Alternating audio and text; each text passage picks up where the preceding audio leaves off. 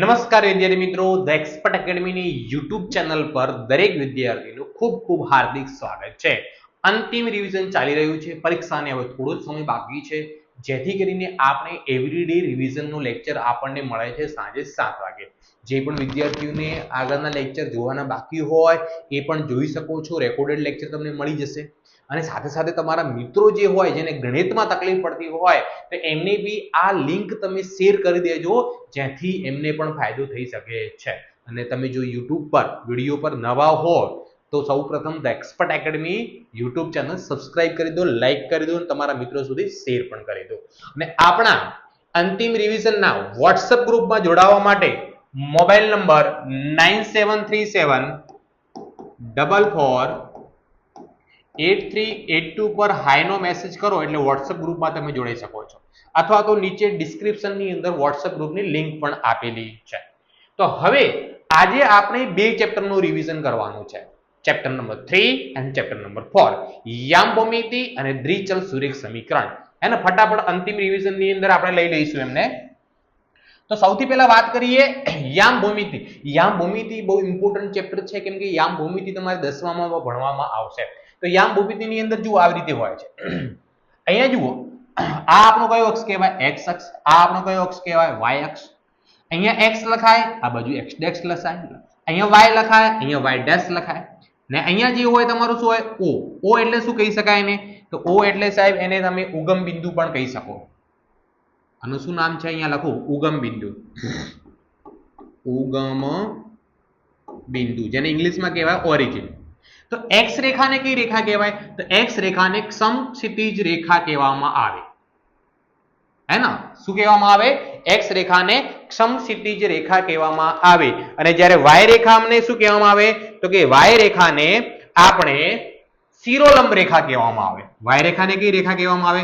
શિરોલંબ રેખા કહેવામાં આવે. કઈ રેખા કહેવામાં આવે? શિરોલંબ રેખા કહેવામાં આવે. એના હજુ પણ બીજા બે નામ છે. તો એક્સ અક્ષને, એક્સ યામને તમે ભુજ કહી શકો છો. શું કહી શકો છો? ભુજ. અને વાય ને કોટી કહી શકાય. શું કહી શકાય? કોટી. એક્સ ને ભુજ કહેવાય, વાય ને શું કહેવાય? કોટી કહેવાય. એક્સ ને શું કહેવાય? ભુજ કહેવાય, વાય ને શું કહેવામાં આવે છે? કોટી કહેવામાં આવે છે. તો તમારે આવી રીતે યાદ રાખવું પડે. તો અહીંયા જુઓ, આ બે રેખાઓ દોરવાથી આપણો અહીંયા 4 ભાગ પડી ગયા. તો ચારે ભાગના નામ છે. આને ચારે ભાગમાં આને કયો ચરણ કહેવાય? તો કે પ્રથમ ચરણ. આને કયો ચરણ કહેવાય? પ્રથમ ચરણ. આને કયો ચરણ કહેવાય? દ્વિતીય ચરણ. આને કયું ચરણ કહેવાય? તો કે તૃતીય ચરણ. અને આને કયું ચરણ કહેવાય? તો કે ચતુર્થ ચરણ, ચોથો ચરણ. ચાલો, ઓકે. અહીંયા જુઓ, હંમેશા યામ, યામ આપણે કેવી રીતે લખીએ? યામ, યામ કૌંસમાં લખવામાં આવે. યામની અંદર જે કિંમતો લખાય ને એની અંદર સૌપ્રથમ x ની કિંમત હોય અને પછી કોની કિંમત લખાય? y ની કિંમત લખાય. એટલે યાદ રાખવાનું, પહેલા હંમેશા કઈ કિંમત હોય? x અક્ષની કિંમત હોય અને પછી કોની હોય? y ની અંદર. તો પ્રથમ ચરણની અંદર પહેલા x અક્ષની નિશાની પ્લસ હોય, y ની પણ કઈ હોય? પ્લસ. જુઓ, x અક્ષની અહીંયા બી પ્લસ, y અક્ષ પણ પ્લસ. અહીંયા દ્વિતીય ચરણની અંદર પહેલા માઇનસ, x અક્ષની માઇનસ, y અક્ષની શું હોય? પ્લસ. તૃતીય ચરણની અંદર બંને માઇનસ હોય. અને ચોથા ચરણની અંદર x અક્ષની પ્લસ અને y અક્ષની માઇનસ. હે ને? અહીંયા આપણું ઉગમ બિંદુ છે. આપણું શું છે? ઉગમ બિંદુ. યુગમ બિંદુથી જમણી બાજુ, ઉગમ બિંદુથી કઈ બાજુ? જમણી બાજુ. કઈ સંખ્યાઓ હોય? બધી ધન સંખ્યાઓ હોય. અને ઉગમ બિંદુથી ડાબી બાજુ, x ડેશ બાજુ કઈ સંખ્યાઓ હોય? તો કે ઋણ સંખ્યાઓ હોય. ઉગમ બિંદુથી ઉપરની બાજુ, ઉપરની બાજુ અહીંયા પણ કઈ સંખ્યાઓ હોય? આપણી ધન સંખ્યાઓ હોય. અહીંયા ઉગમ બિંદુથી નીચેની બાજુ કઈ સંખ્યાઓ હોય? આપણી ઋણ સંખ્યાઓ હોય. કેવી સંખ્યાઓ હોય? ઋણ સંખ્યાઓ હોય છે. ઓકે. પ્રથમ ચરણ, દ્વિતીય ચરણ, તૃતીય ચરણ અને ચતુર્થ ચરણ. પ્રથમ ચરણ, દ્વિતીય ચરણ, તૃતીય ચરણ અને ચતુર્થ ચરણ. Plus plus, minus plus, minus minus અને પ્લસ માઇનસ. આટલી દરેક વિદ્યાર્થીને ખબર પડી ગઈ હશે. હવે તમને એવું પૂછી શકાય પ્રશ્નની અંદર કે અહીંયા લખું કે -2 અને 4 એ કયા ચરણની અંદર હશે?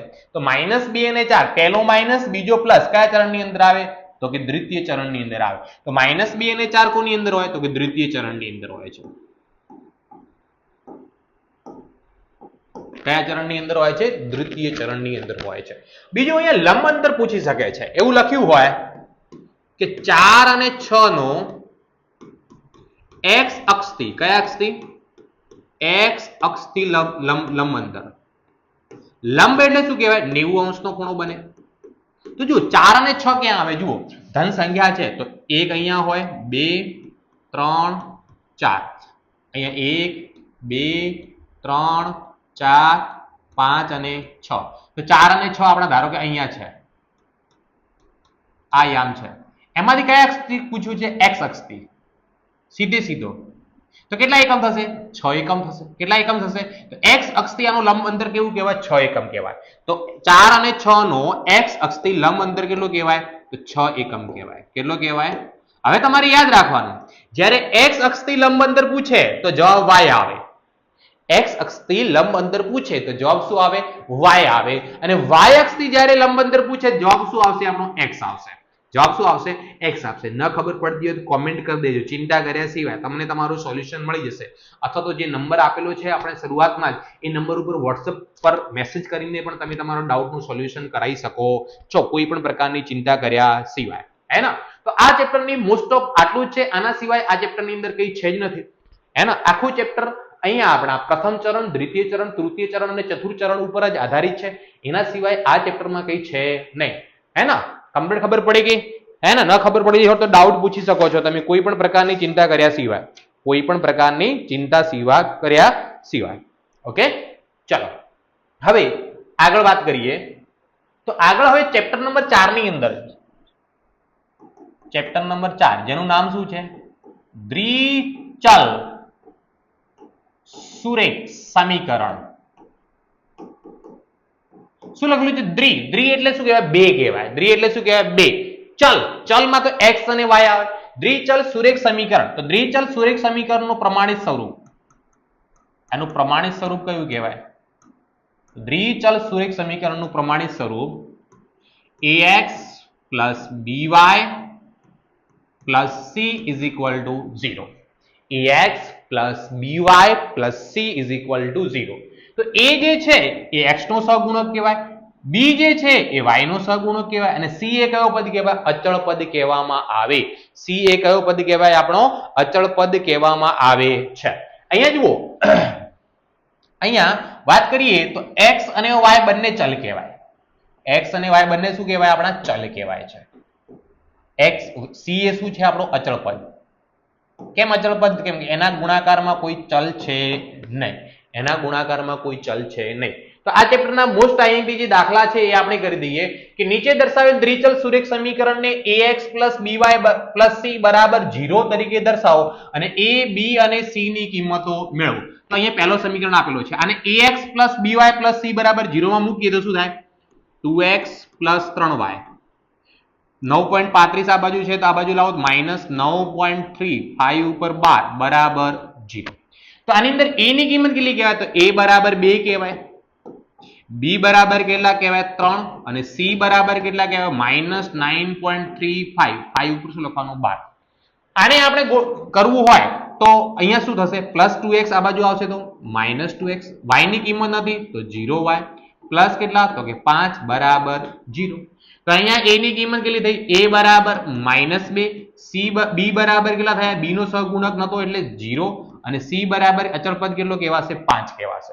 અહીંયા વાત કરીએ 2x +5 આ બાજુ આવે તો -5 વત્તા અચળ પદ નથી, 0 લખવું લખો, ન લખો તો પણ ચાલે.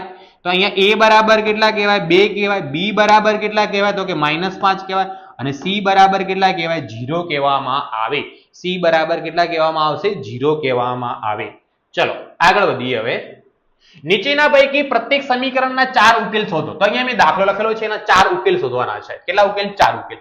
તો 4 ઉકેલની વાત કરીએ.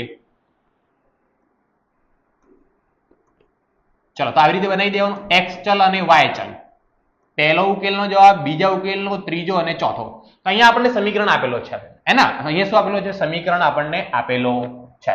તો અહીંયા x ની જગ્યાએ પહેલા કોઈ પણ કિંમત મૂકો. ધારો કે x ની જગ્યાએ મેં 0 મૂક્યા, તો અહીંયા 2 x ની જગ્યાએ કેટલા મૂકું? 0 વત્તા y બરાબર કેટલા? 7. 2 ગુણ્યા 0 કરીશ તો 0 વત્તા y બરાબર જવાબ કેટલો આવે? 7. 0 વત્તા y કરો તો y બરાબર 7 તો y ની કિંમત કેટલી આવશે આપણી 7 આવશે ઓકે ચલો એના પછી x ની જગ્યાએ કોઈ પણ કિંમત ધારો કે 1 મૂકો 2 મૂકો ગમે એટલી મૂકો 1 મૂકી તો 2x y બરાબર 7 છે તો x ની જગ્યાએ કેટલા મૂકીશું 1 y બરાબર કેટલા 7 તો 2 કા 2 પ્લસ y બરાબર કેટલા 7 તો y બરાબર 7 પ્લસ 2 આ બાજુ આવે -2 તો y બરાબર કેટલા આવે 5 આવે તો y ની કિંમત કેટલી લખવામાં આવશે 5 લેવામાં આવશે હવે x ની જગ્યાએ હું 3 મૂકું કેટલા મૂકું 3 કોઈ પણ કિંમત મૂકી શકો તો 2x y બરાબર 7 2x ની જગ્યાએ કેટલા મૂકું તો કે 3 y બરાબર કેટલા મૂકું 7 તો 2 તરી 6 y બરાબર કેટલા આવે 7 તો y બરાબર 7 પ્લસ 6 આ બાજુ -6 તો y બરાબર જવાબ કેટલો આવે 1 આવે તો y ની કિંમત કેટલી આવે 1 આવે હવે સાહેબ તમે એવું કહેશો સાહેબ બધી જગ્યાએ x ની કિંમત મૂકી y ની કિંમત મૂકો ચલો y ની કિંમત મેં 3 મૂકી y ની કિંમત કેટલી મૂકી 3 તો જો સમીકરણ શું છે આપણો 2x y બરાબર 7 2x y ની જગ્યાએ કેટલા મૂકું 3 બરાબર 7 2x બરાબર 7 પ્લસ 3 આ બાજુ -3 2x બરાબર કેટલો જવાબ આવે 4 તો x બરાબર 4 ભાગ્યા 2 તો x ની કિંમત કેટલી મળશે આપણને 2 મળશે x ની કિંમત કેટલી લખવામાં આવશે 2 લખવામાં આવશે કમ્પ્લીટ ખબર પડી એવી રીતે તમને દાખલો પૂછાઈ શકે છે આગળ વધીએ આપણે તો x - 2y બરાબર 4 ના નીચેનામાંથી કયા બિંદુઓ ઉકેલ નથી તે ચકાસો તો આપણું સમીકરણ શું છે જુઓ x - 2y બરાબર 4 એની અંદરથી પહેલો જવાબ શું પહેલો આપણને બિંદુ કયો આપેલો છે 0 અને 2 તો x ની જગ્યાએ 0 મૂકો -2 y ની જગ્યાએ 2 મૂકો બરાબર 4 થવા જોઈએ તો અહીંયા 0 તો લખો કે ન લખો -2 દુ 4 બરાબર 4 તો જવાબ સરખો થતો નથી તો આ એ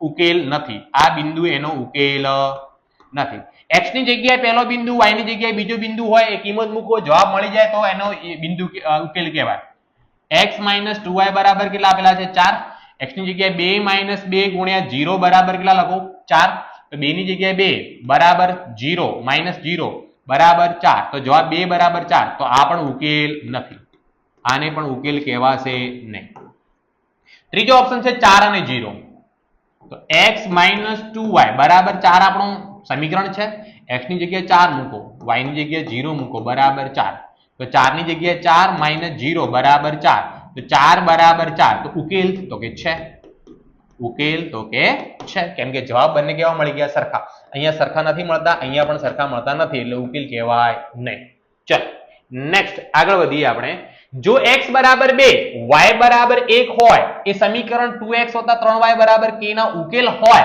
તો k ની કિંમત શોધો તો જુઓ સમીકરણ શું છે આપણું 2x + 3y બરાબર k x ની કિંમત કેટલી કીધી છે 2 x ની જગ્યાએ 2 મૂકું 2 ગુણ્યા 2 વત્તા y ની જગ્યાએ કેટલા મૂકવાના કીધા છે 1 તો y ની જગ્યાએ 1 મૂકું બરાબર k તો 2 દુ 4 વત્તા 3 એકા 3 બરાબર k તો માટે k બરાબર 4 ને 3 કેટલા થશે 7 જવાબ આવશે 4 ને 3 આપણો કેટલો જવાબ આવશે k બરાબર 7 આવશે તો એવી રીતે આપણે મોસ્ટ આઈએમપી દાખલાઓ જે ચેપ્ટર નંબર 3 અને ચેપ્ટર નંબર 4 માં હતા એનું આપણે રિવિઝન કરી દીધું છે નેક્સ્ટ લેક્ચર ની અંદર મળીશું આપણે ત્રિકોણના ચેપ્ટર સાથે હે ને તો નેક્સ્ટ લેક્ચર ની અંદર તમે જોડાવાનું ભૂલતા નહીં ખૂબ ખૂબ આભાર થેન્ક યુ સો મચ